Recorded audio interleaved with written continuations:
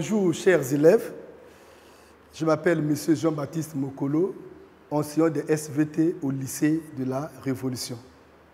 Aujourd'hui, on continue la suite de notre cours qu'on a abordé hier, c'est l'OG 9, comprendre le phénomène de l'hérédité.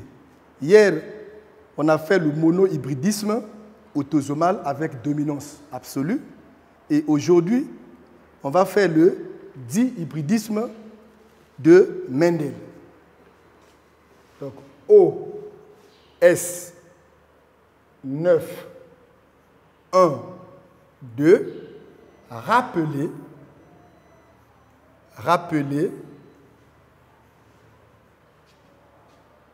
et interpréter,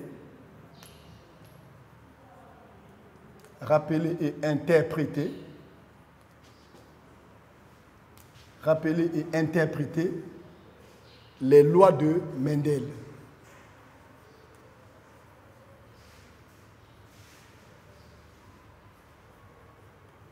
Rappeler et interpréter les lois de Mendel. Grand B, dihybridisme de Mendel.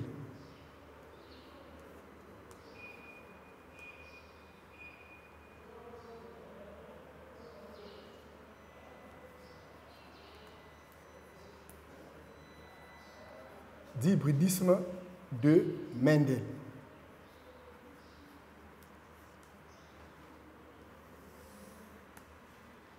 Les lois de Mendel, ce sont des principes qui régissent de la transmission des caractères héréditaires. On distingue 3 lois. La première loi de Mendel, la deuxième de Mendel et la troisième loi de Mendel. Hier, on a étudié la première loi de Mendel et la deuxième loi de Mendel. Et aujourd'hui, nous allons passer à la troisième loi de Mendel. Cette loi ne concerne que le cas de dihybridisme.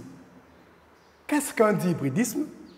Un dihybridisme est un croisement entre 2 individus qui diffèrent l'un de l'autre par 2 couples d'allèles. On commence par l'expérience et les résultats, suivi d'une interprétation des résultats. Expérience. 1. Expérience.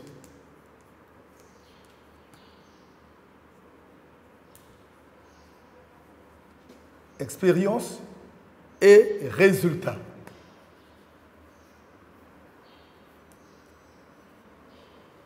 Expérience et résultat. Mendel. Mendel croise.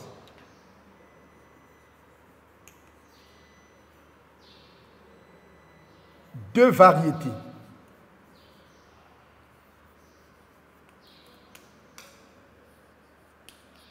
Mendel croise 2 variétés pures de poids.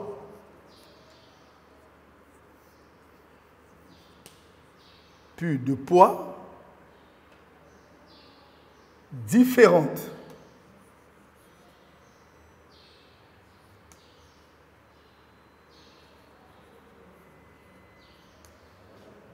Différentes entre elles.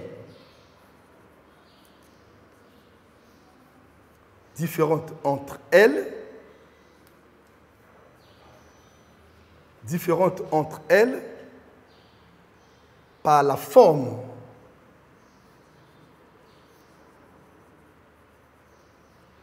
Par la forme et la couleur. Entre elles par la forme et la couleur des graines.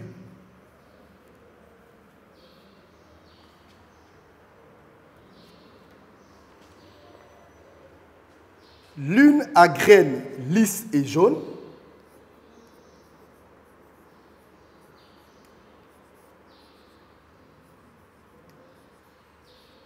l'une à graines lisses et jaunes,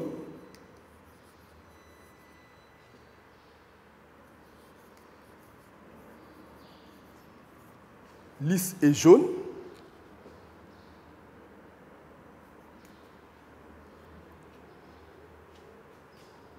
L'autre à graines.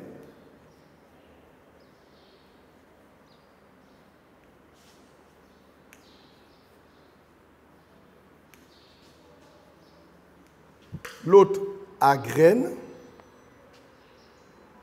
ridée et verte.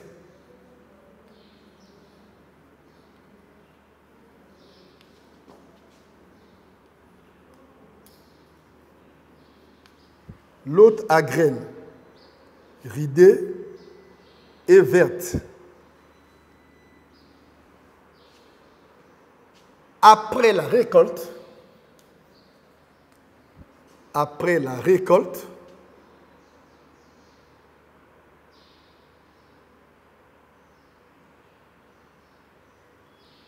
il obtient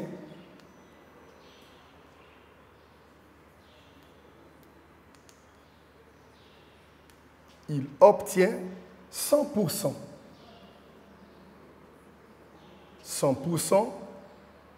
de graines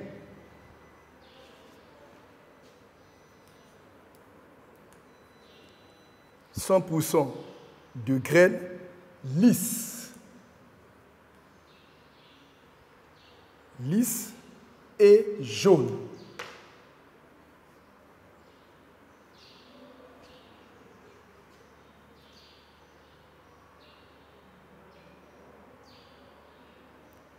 Lisse et jaune en F1. Lisse et jaune en F1.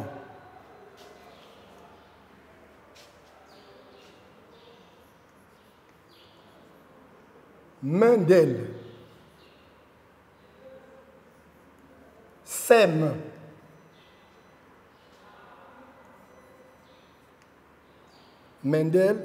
sème les graines F1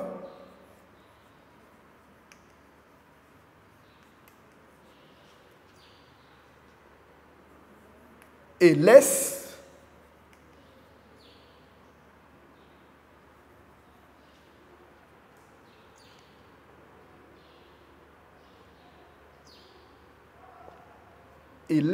les fleurs. Sème les graines F1 et laisse les fleurs. S'auto-féconder.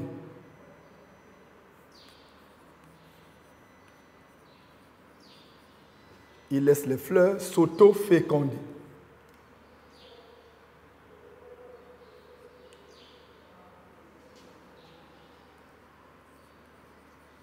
Sur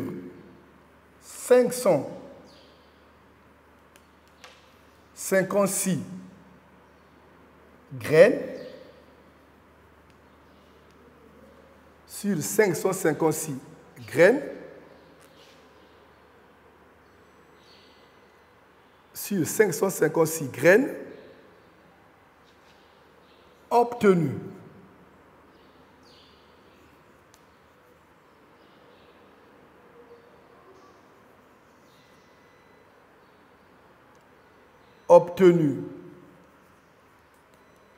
En F2,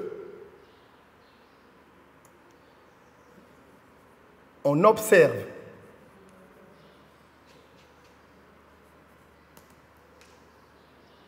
on observe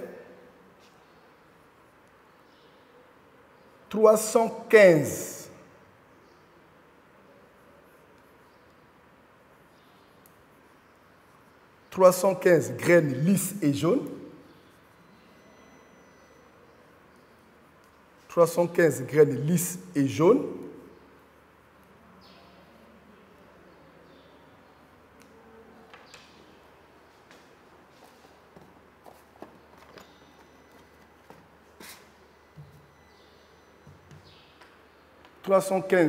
Graines lisses et jaunes.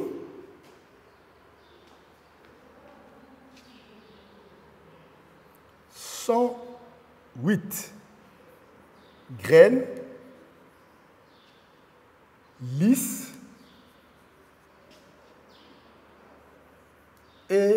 verte.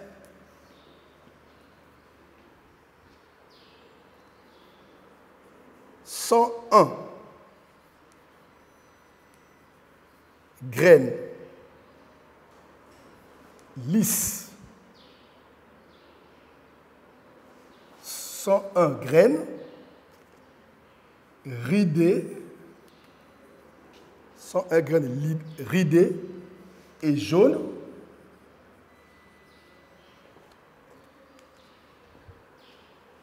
32 graines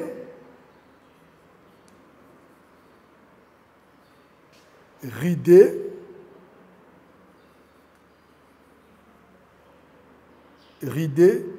et vertes. Question. Interpréter ces résultats. Interpréter ces résultats.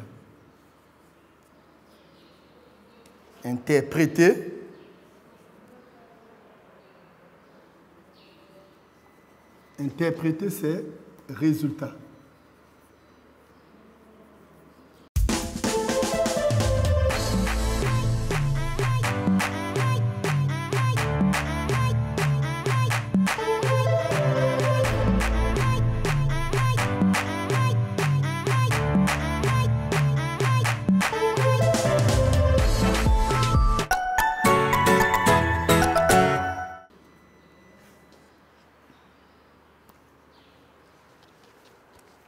Bon, c'est quoi le dihybridisme? C'est un croisement qu'on avait dit, croisement entre deux individus qui diffèrent l'un de l'autre par deux couples d'allèles. L'exercice qui est au tableau concerne le cas de dihybridisme. En lisant, on constate que Mendel croise deux variétés pures de pois, différentes entre elles par la forme et la couleur des graines. L'une des variétés est à graines lisses et jaunes et l'autre variété est à graines ridées et vertes. Qu'est-ce qu'on constate? Après la récolte, il obtient 100% de graines lisses et jaunes en F1. Mendel sème les graines F1 et laisse les fleurs s'auto-féconder. Sur les 556 graines obtenues en F2, on observe qu'il y a 315 graines lisses et jaunes, il y a 108 graines lisses et vertes, il y a 101 graines ridées et jaunes, et il y a 32 graines ridées et vertes. La question, c'est d'interpréter ces résultats. Comme on avait expliqué le premier cours, on disait que pour interpréter les résultats, il y a un plan à respecter. Et ce plan consiste de commencer par le type de croisement. Tel que l'exercice se présente, les individus diffèrent par deux couples d'allèles. Dans le type de croisement ici, ça c'est un dihybridisme. Donc, pour traiter notre exercice, on commence par le type de croisement. Donc, petit 1, c'est expérience et résultat. Et en petit 2, c'est l'interprétation. Donc, petit 2, interprétation des résultats.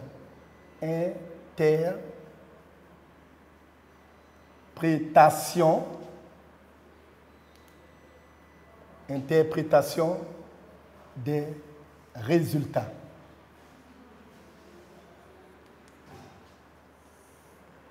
Pour interpréter les résultats, chers élèves, commencez toujours par le type de croisement. Donc, type de croisement. Type de croisement.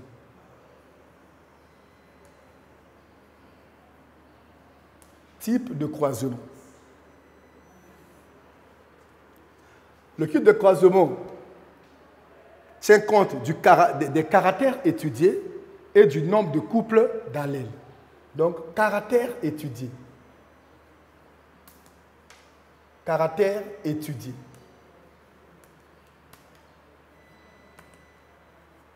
Qu'est-ce qu'on étudie ici? On étudie ici la forme et la couleur des graines. Donc, on va écrire le caractère étudié est la forme et la couleur des graines. La forme et la couleur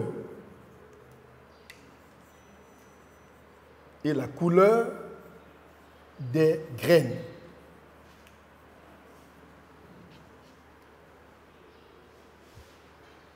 La forme et la couleur des graines. Le nombre de coupes d'allèles. Nombre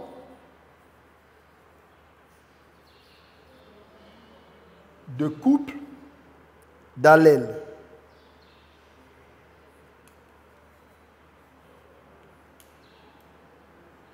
Nombre de couples d'allèles. Qu'est-ce qu'on constate? Il y a deux couples d'allèles ici. Il y a un couple qui va définir la forme de la graine et un couple définit la couleur de la graine. Donc ici, on a un couple d'allèles 2.2.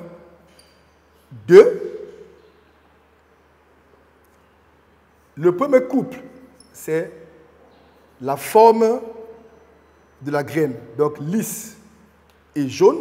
Ça, c'est le lisse et ridé. Ça, c'est le premier couple d'allèles. Et le second couple, c'est jaune. C'est le couple de la couleur. Jaune et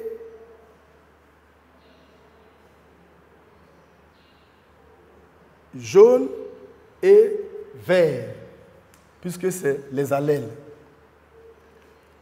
On passe à l'analyse de la F1. Analyse de la F1. Analyse de la F1. Comment se présente la F1? En lisant le texte,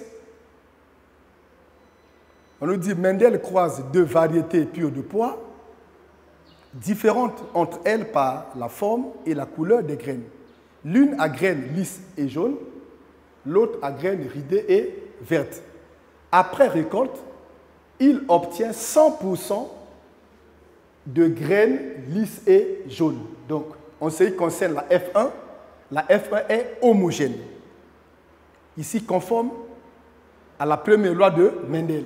Car tous les hybrides de la F1 sont lisses et jaunes.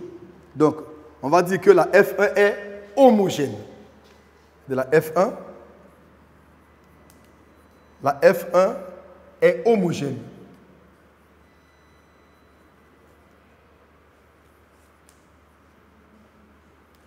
La F1 est homogène. Ce qui est conforme à la première loi de Mendel.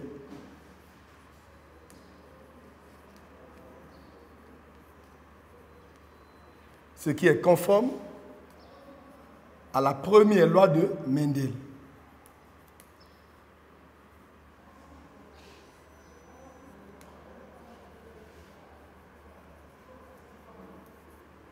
La F1 est homogène, ce qui est conforme à la première loi de Mendel.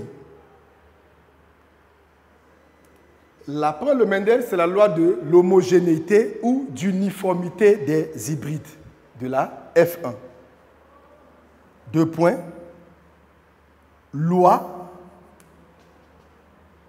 d'homogénéité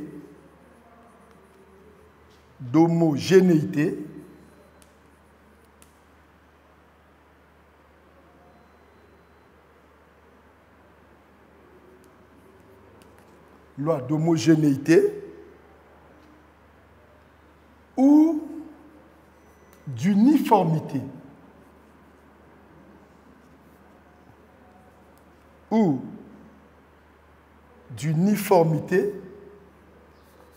d'homogénéité ou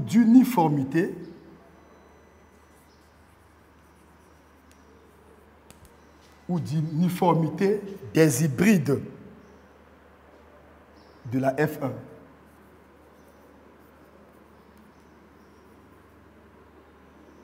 Des hybrides de la F1. Ça, c'est la première loi de Mendel, qui est la loi d'uniformité des hybrides de la F1.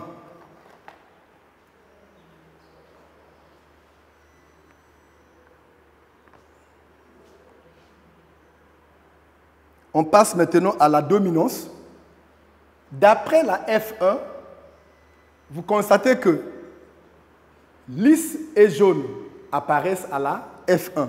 Donc, ce qui fait que ces deux allèles dominent les allèles n'apparaissant pas à la F1, c'est-à-dire les allèles vert et ridé, masqués à la F1, c'est des allèles récessifs. Donc, de la dominance, on va ressortir quels sont les allèles dominants et récessifs. D'après la F1, ce sont les allèles lisses et jaunes qui apparaissent, les allèles dominants. Donc, on peut effacer pour continuer. On peut effacer la dominance. À quel moment un allèle est dit dominant? Lorsqu'il apparaît ou s'exprime dès la F1. On dit il est dominant. Donc, dominance.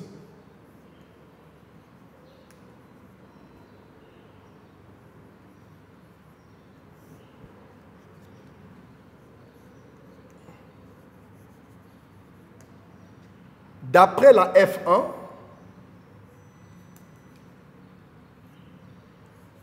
les allèles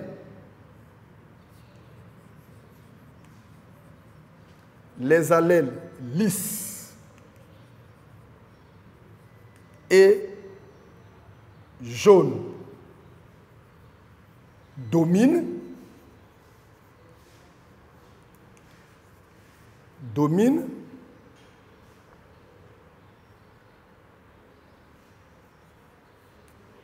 lisse et jaune dominent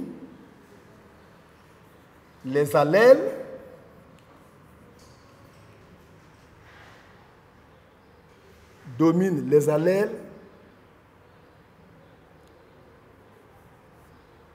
ridés et verts. On déduit les symboles, donc symboles. Les allèles dominants sont écrits en lettres majuscules et les allèles récessifs en lettres minuscules. Donc, allèle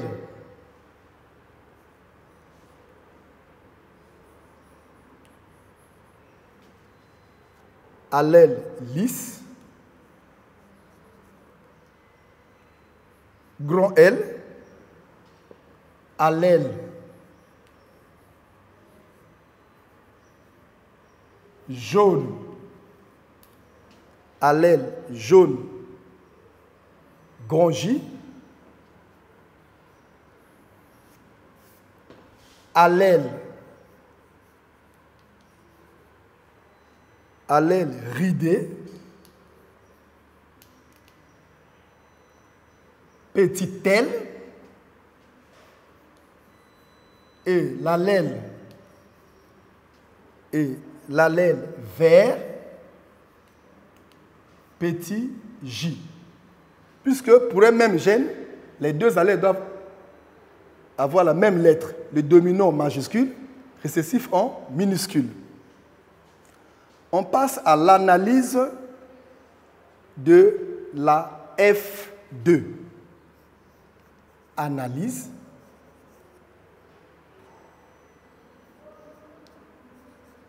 de la F2. Qu'est-ce qu'on constate? Ici, cette analyse de la F2 va se faire en deux étapes. Il y a une étude qualitative et une étude statistique. Donc, Étude qualitative.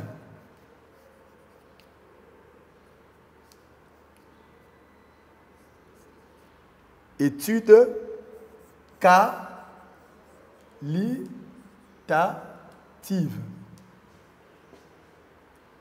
Dans cette étude, qu'est-ce qu'on constate?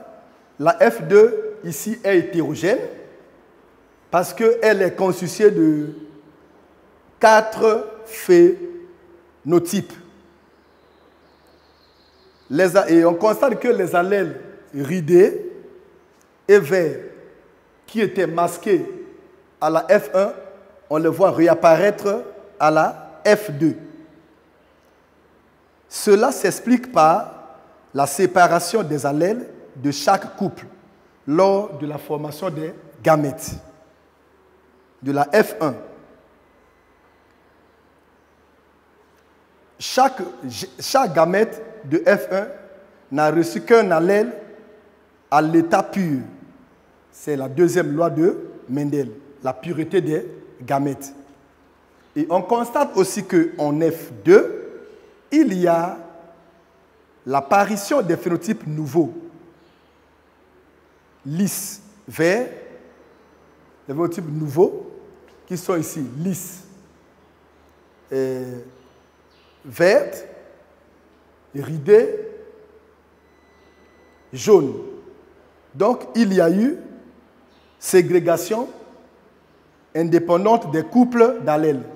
Donc, ce qui confirme ici la troisième loi de Mendel, donc la loi de la ségrégation indépendante des couples d'allèles. On peut avancer. Donc, dans l'étude qualitative, on écrit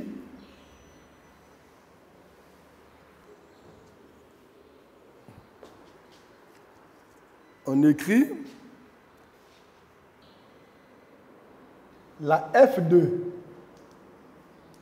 La F2 est hétérogène.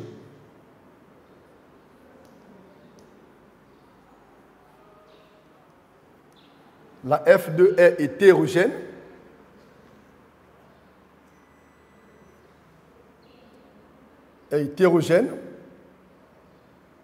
Ça, c'est l'observation. Les allèles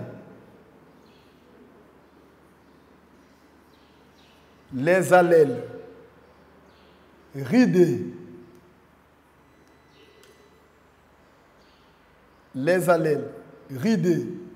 et verts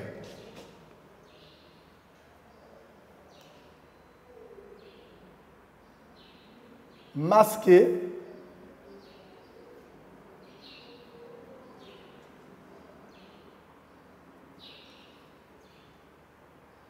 en F1 réapparaissent.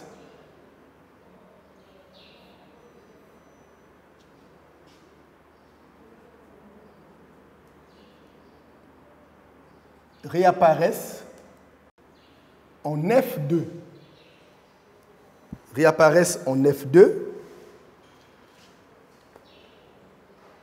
Cela s'explique par la séparation des allèles de chaque couple.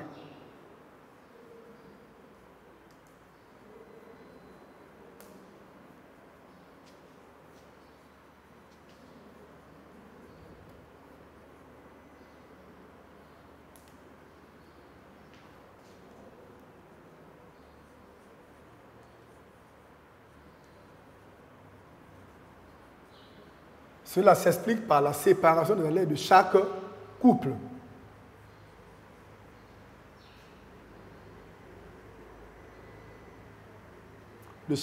Lors de la formation des gamètes.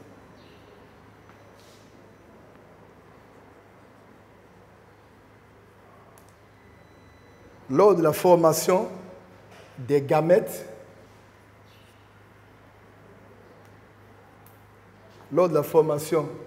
gamètes, cela s'explique par la séparation des allèles de chaque couple lors de la formation des gamètes de F1.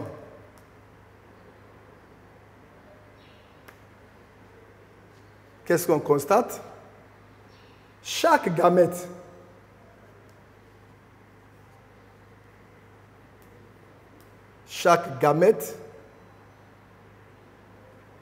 de F1 n'a reçu, chaque gamète de F1 n'a reçu, chaque gamète de F1 n'a reçu qu'un allèle, n'a reçu qu'un seul allèle, n'a reçu qu'un seul allèle à l'état pur. Ici, c'est la deuxième loi de Mendel. C'est la deuxième loi de Mendel. C'est la deuxième loi de Mendel. La deuxième loi de Mendel, c'est la loi de la pureté des gamètes. Loi de la pureté des gamètes. De la pureté des gamètes. Et qu'est-ce qu'on constate encore à la F2? En F2,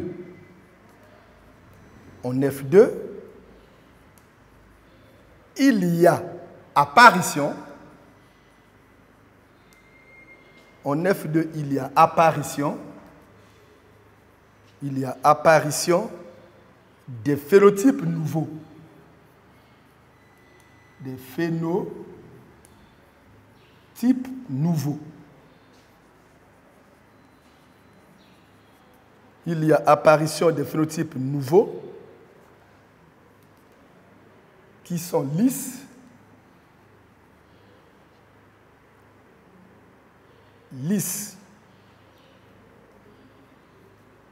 verts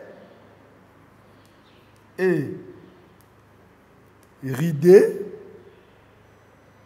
jaunes.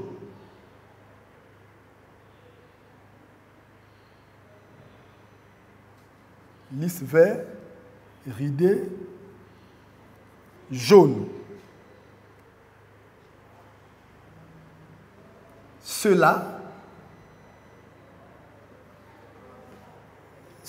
s'explique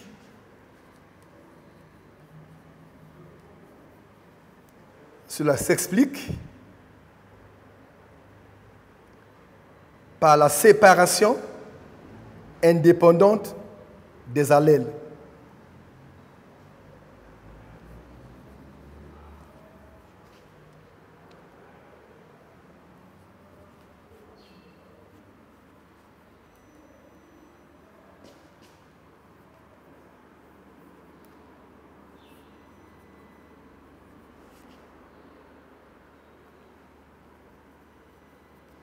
Cela s'explique par la séparation indépendante des allèles de chaque couple.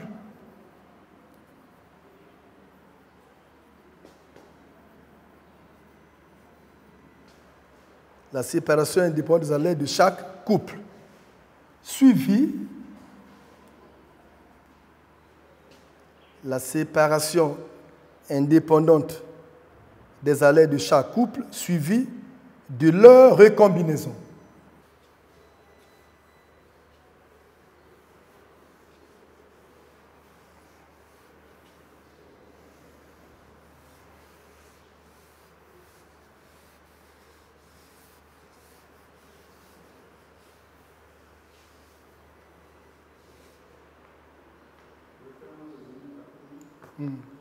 Bon, qu'est-ce qu'on constate ici? En F2, il y a apparition de phénotypes nouveaux, lisses, verts et ridés jaunes.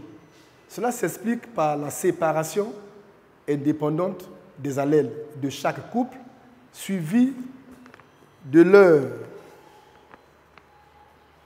suivi de leur recombinaison,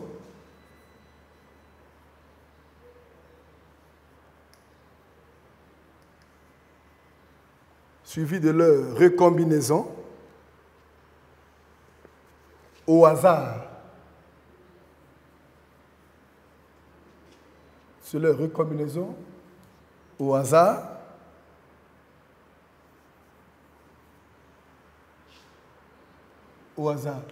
Ici, là, on peut énoncer la troisième loi de Mendel.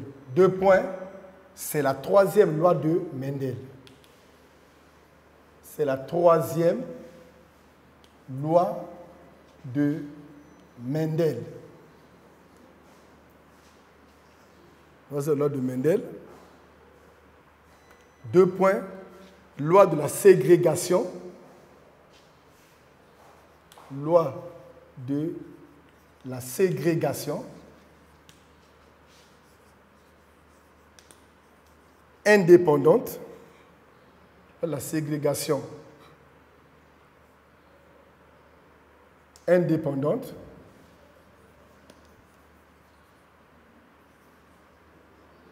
la ségrégation indépendante, la ségrégation indépendante des couples d'allèles. Des couples d'allèles.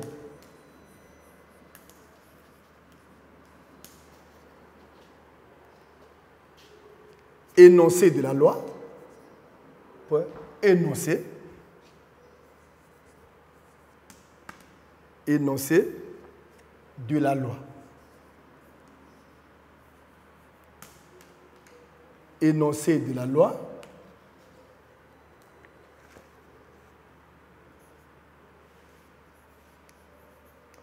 Lorsqu'on croise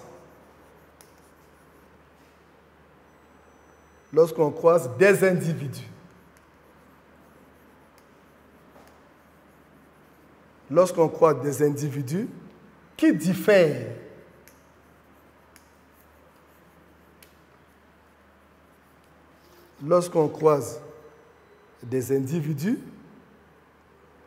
qui diffèrent par deux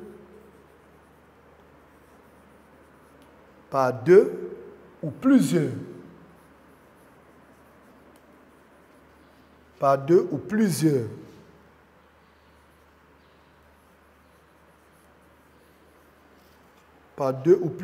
couples d'allèles, les différents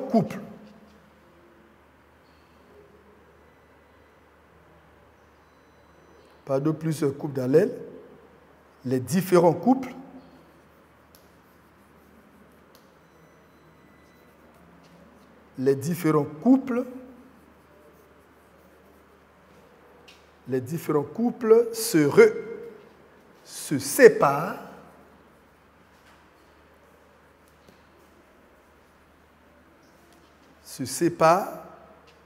de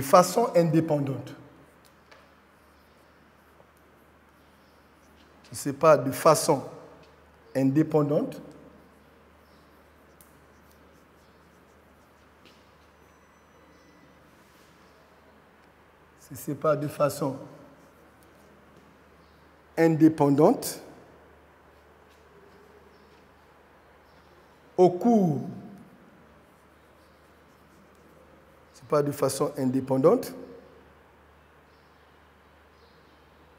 Au cours de la formation des gamètes. Au cours de la formation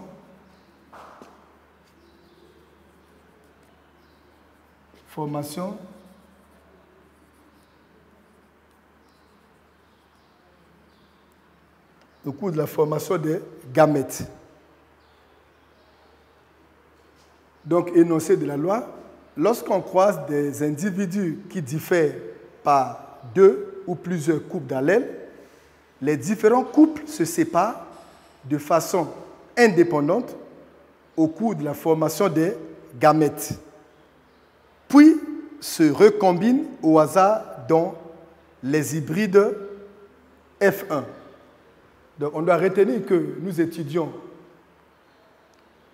le mono et le dihybridisme, mais la troisième loi de Mendel est appliquée que dans le dihybridisme autosomal à ségrégation indépendante des couples d'allèles,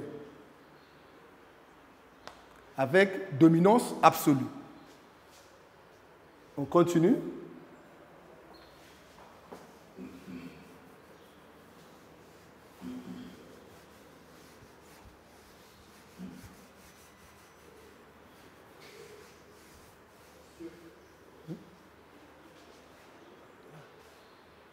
Bon, on peut effacer ici.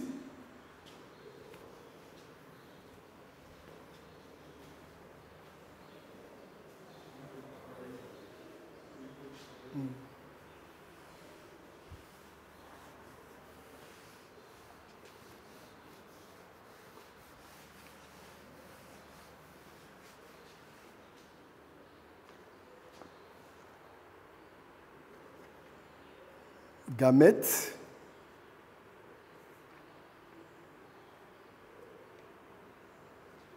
Puis,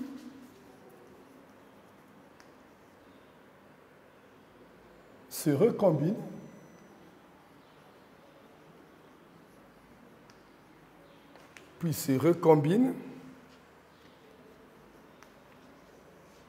au hasard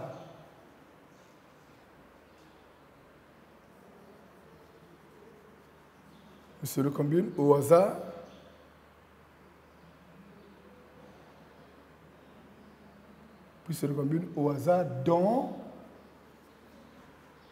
les gamètes de l'hybride.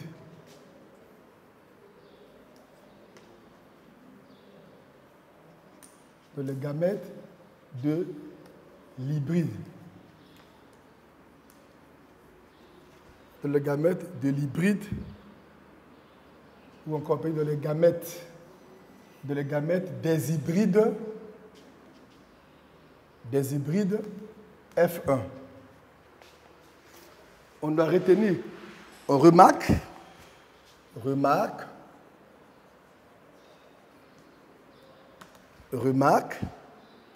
la troisième loi de Mendel.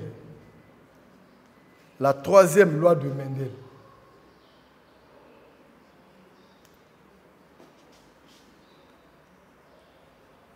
La troisième loi de Mendel ne s'applique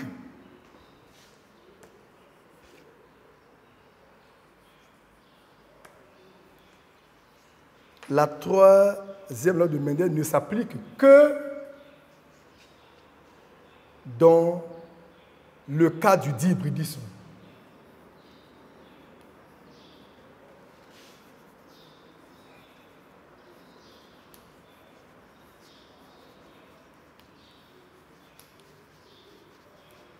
Ne s'applique que dans le cas de dihybridisme.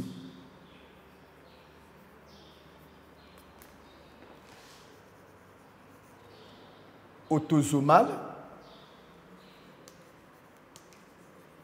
à ségrégation indépendante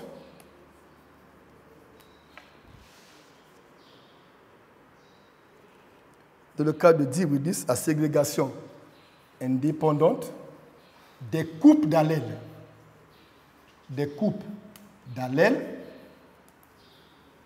Avec dominance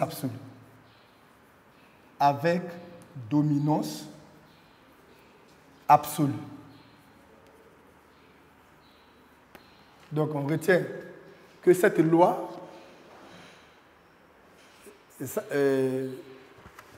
ne s'applique que dans un cas de dihybridisme autosomal à ségrégation indépendante des couples d'allèles avec dominance absolue. L'étude qualitative est achevée. On passe maintenant à l'étude statistique. Et cette étude consiste à exprimer les 4 phénotypes obtenus en F2 en proportion. Donc, étude statistique.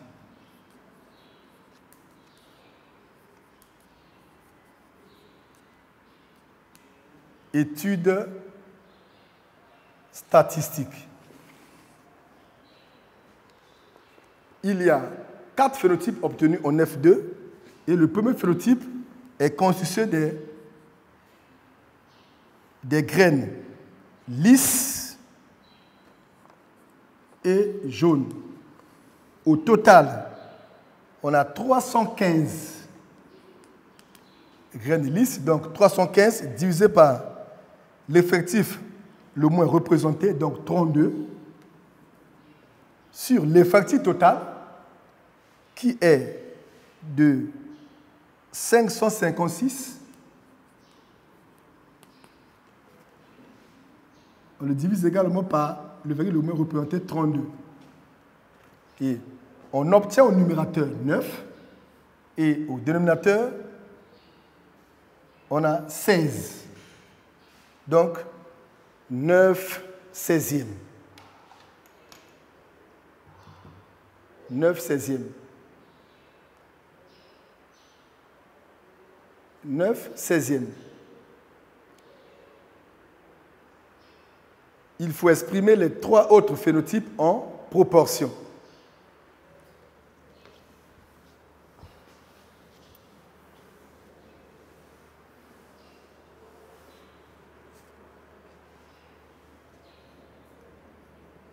Lisse. Il y a lisse jaune et lisse verte. Ils sont au total 108 divisé par 32. L'effectif total divisé par aussi 32. On trouve 3 16e.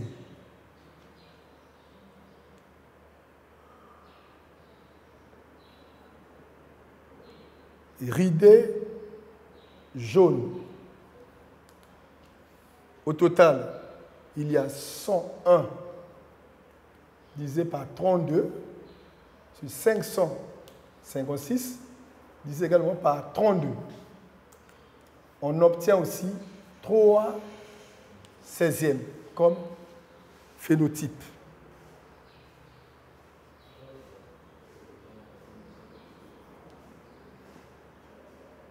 Lisse, vert,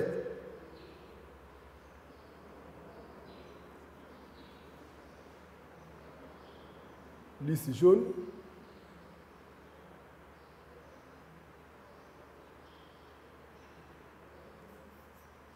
ok, 32, 556 divisé par 32. Au numérateur, on a 1 et au dénominateur, on a 16.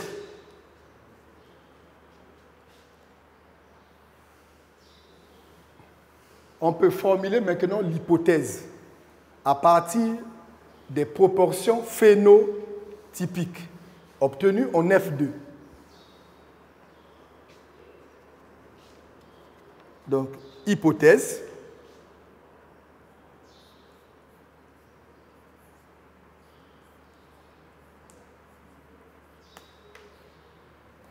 Hypothèse.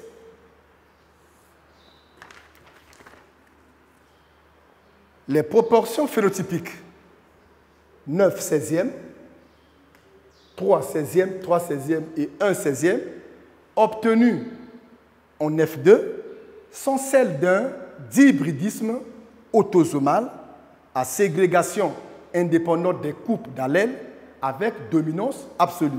Ça, c'est l'hypothèse. Donc, on écrit les proportions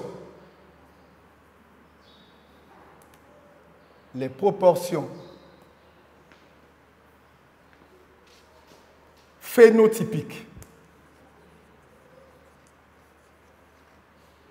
Les proportions phénotypiques obtenu en F2,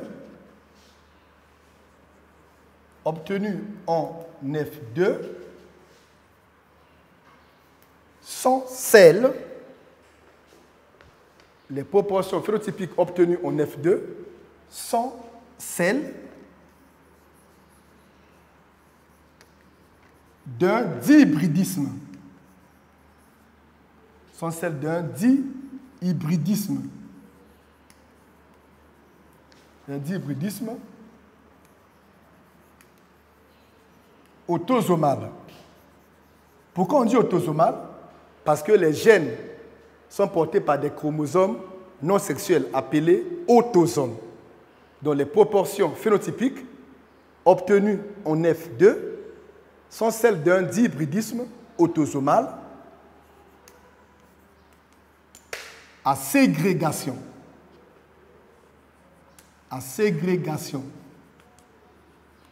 Indépendante.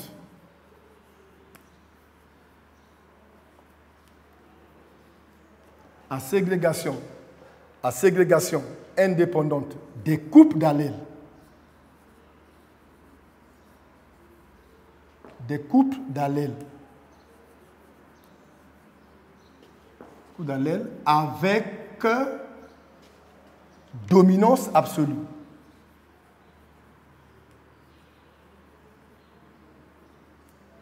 Avec dominance absolue.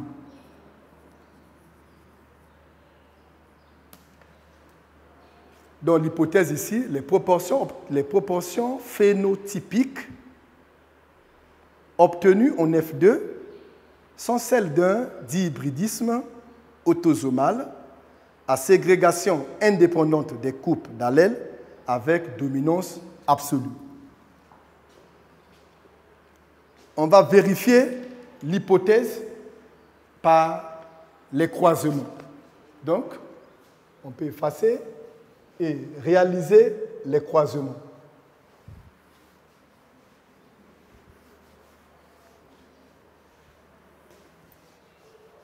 Donc, vérification de l'hypothèse. Vérification de l'hypothèse.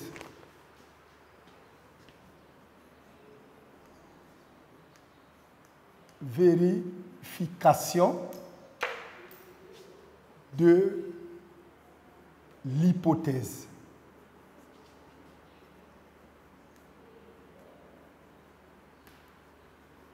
Vérification de l'hypothèse.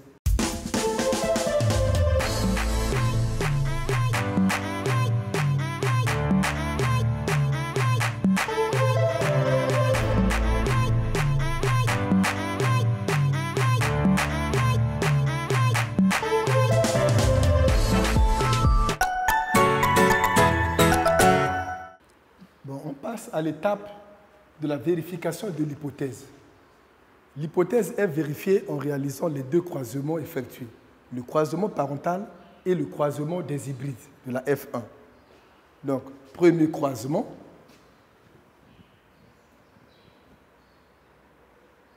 Premier croisement.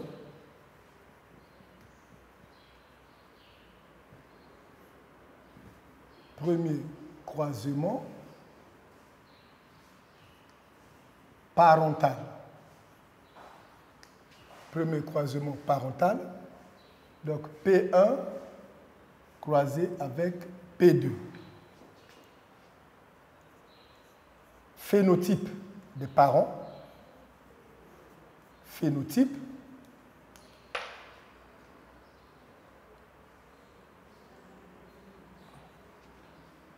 LJ croisé avec petit l, petit j. Génotype des parents. Les génotypes, il faut les écrire entre parenthèses. Grand L sur grand L, comme les parents sont homozygotes de race pure. Grand J sur grand J. Et là, petit l, petit J, petit J. Les deux parents sont de race pure. Gamètes des parents, produits par les parents. L, grand J. Et le deuxième parent va produire petit L, petit J. La F1, à la fécondation, on a grand L sur petit L, grand J, petit J. Ça, c'est le génotype, phénotype LJ.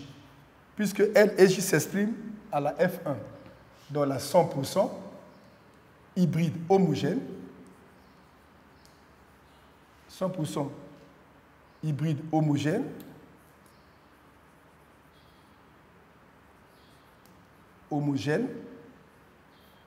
première loi de Mendel.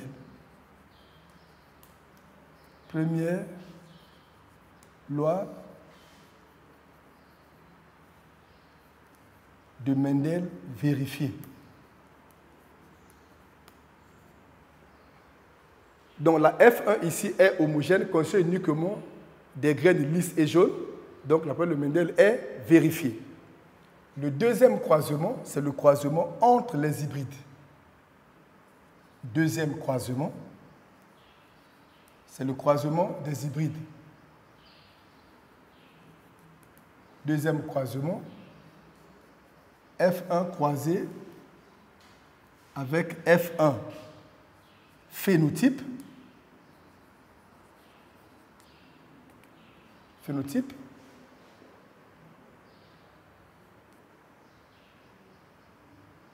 Les hybrides ont le même phénotype.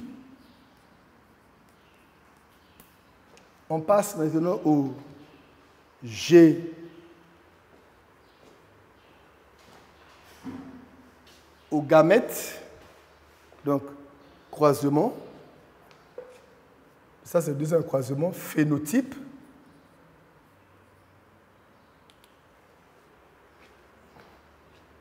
Génotype.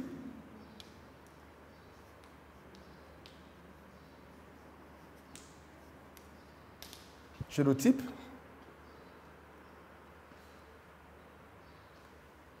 Les hybrides sont hétérozygotes, L sur petit L, grand J, petit J, et là, grand L, petit L, grand J, petit J. Gamètes. Gamètes. Chaque hybride produit 4 gamètes. Là, on a un quart de grand L, grand J, un quart de grand L, petit J, un quart de petit L, grand J, un quart de petit L, petit J. Même gamète qu'on peut reproduire, L, J, un quart de L, petit J, un quart de petit L, grand J, un quart de petit L, petit J. Échiquier de croisement. Échiquier de croisement. Échiquier de croisement. Vous constatez que les parents sont de race pure, homozygotes, et ils produisent leurs gamètes. À la F1, les hybrides sont homogènes, constitués uniquement de graines lisses et jaunes. C'est confirme la première loi de Mendel, la loi d'uniformité des hybrides de la F1. Le deuxième croisement, c'est le croisement des hybrides. Les hybrides ont le même phénotype, même génotype, et les hybrides vont produire 4 gamètes. Arrivé ici, on a la troisième loi de Mendel. Troisième loi de Mendel. Troisième loi de Mendel. Troisième loi de Mendel. Échiquier de croisement. Échiquier de croisement. On peut effacer le tableau.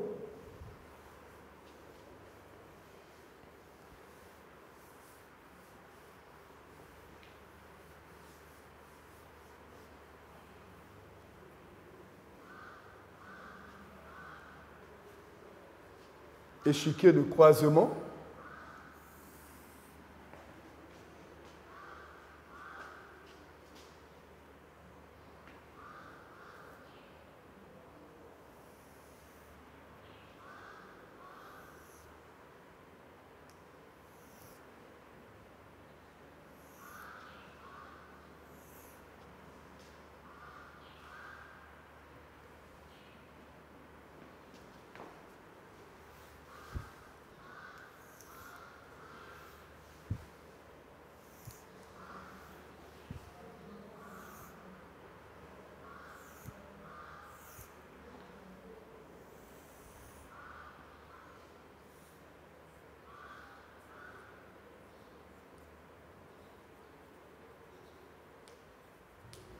Gamètes, plante mâle, plante femelle, ou encore fleur mâle, fleur femelle. Et il y a 4 gamètes. L, J, un quart de L, petit J, petit L, grand J, petit L, petit J.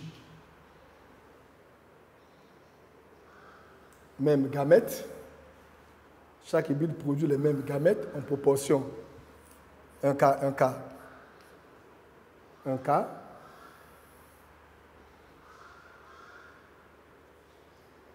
Un quart de L, J, un quart de L, petit J, un quart de petit L, grand J, un quart de petit L, petit J.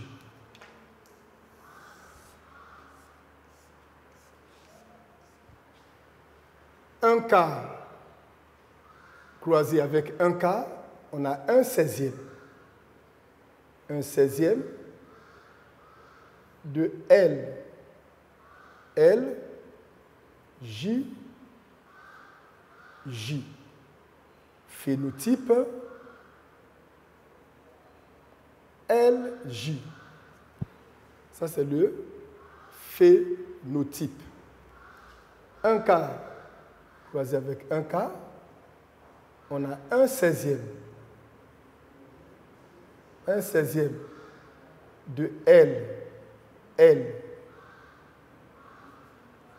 grand J, petit J, génotype, ça c'est le génotype, phénotype, LJ. Ici, il faut écrire un quart de petit L, grand J. Là, n'oubliez pas de mettre un quart de petit L, petit J.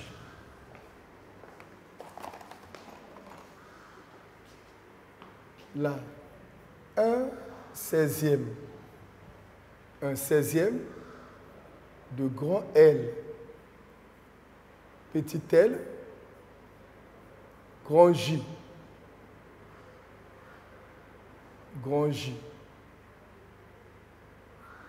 grand J, et le phénotype, c'est LJ.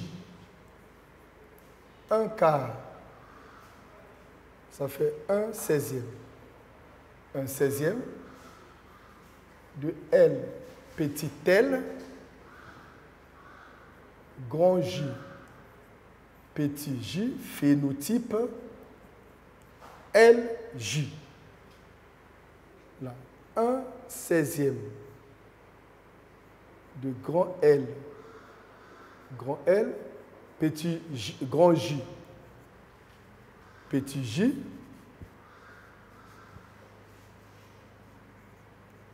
un 16e de L, grand J, petit J, phénotype LJ. Là, un 16e L, petit J, phénotype L, petit J. Un 16e grand L, petit L, grand J, petit J, phénotype LJ. Un 16e de grand L, petit J, phénotype L, petit J. Un 16e de L, petit L, grand J, phénotype LJ. Un 16e de grand L, petit L, grand J, petit J, phénotype LJ. Un 16e de petit L, grand J, phénotype petit L, grand J. Un 16e de petit L,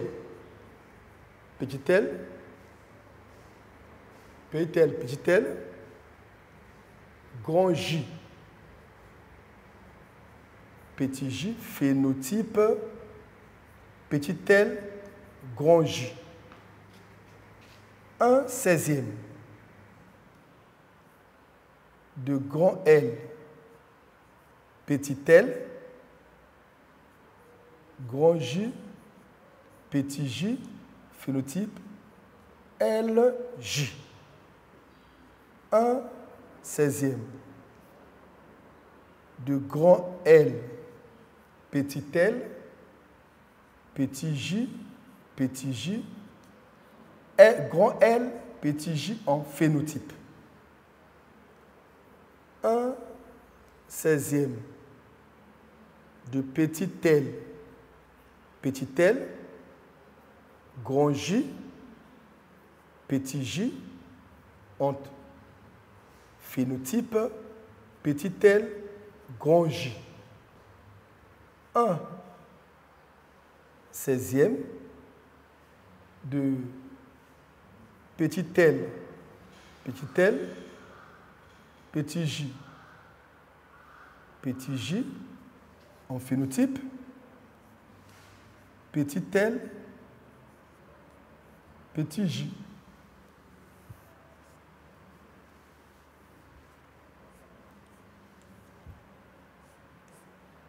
On peut faire Le dénombrement, on constate, en commençant par les grands L en phénotype. Ça, c'est la F2. Qu'est-ce qu'on constate? On a 1, 2, 3, 4, 5, 6, 7, 8, 9.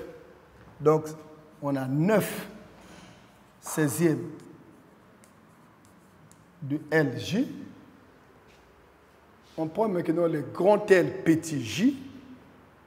Grand L petit j. Grand L petit j, ça fait 1, 2, 3. Donc, 3 16e de grand L petit j. On passe maintenant à petit L grand j. 1, ça fait 1, 2, 3. Donc 3 16e. 3 16e de petit L grand j. Et le dernier phénotype, c'est petit L petit j. Donc il n'y a que 1 16e. 1 16e. 1 16e de petit L petit j. Qu'est-ce qu'on constate? En F2, on a obtenu 4 phénotypes en proportion 9 16e, 3 16e, 3 16e et 1 16e. Ces proportions phénotypiques obtenues dans l'étude, dans les résultats théoriques, sont conformes aux résultats pratiques de Mendel, dont l'hypothèse est vérifiée. On peut passer à la conclusion. À la conclusion, on dit que les résultats théoriques sont conformes aux résultats pratiques. L'hypothèse est vérifiée. Donc, conclusion.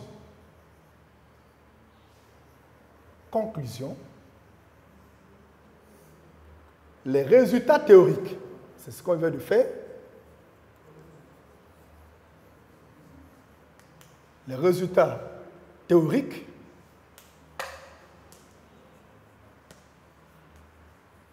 sont conformes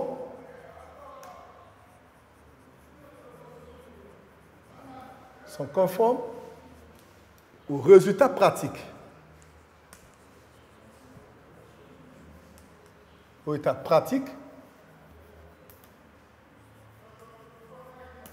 Point. L'hypothèse est vérifiée.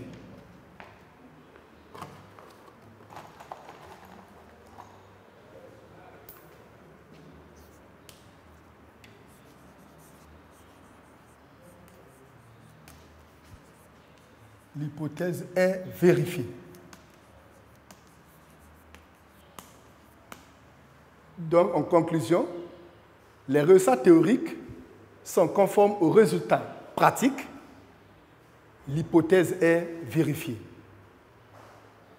On vient de terminer le cas de dihybridisme autosomal à ségrégation indépendante des couples d'allèles. Le prochain cours portera sur les exceptions aux lois de Mendel. Merci pour votre aimable attention. Suite au prochain cours. Merci.